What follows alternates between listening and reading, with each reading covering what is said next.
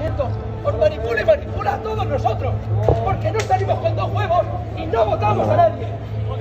¿Vale? De eso vivís. ¡Qué vergüenza, tío! ¿Qué piensan nuestros padres de vosotros? ¿Qué piensan? Dímelo. ¿Tú tienes hijos? ¿Le gustaría que le pincháramos, saliera con un hacha? ¿Ah? Mira, pegaría un salto y te arrancaría la cabeza, te lo puedo asegurar. Pero no lo voy a hacer porque tengo más respeto y no soy tan violento como vosotros, que aprovecháis un hacha o un cuchillo. Vergonzoso.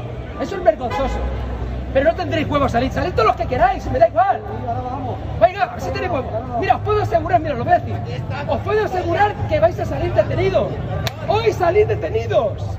Sois tontos y se los van a quitar el casco. Y vais a salir en todas las revistas, en todos los periódicos. Que sois payasos. Sois 4 payasos. ¡Salid de ahí! ¡Viva! ¡Salid! No tienes huevos.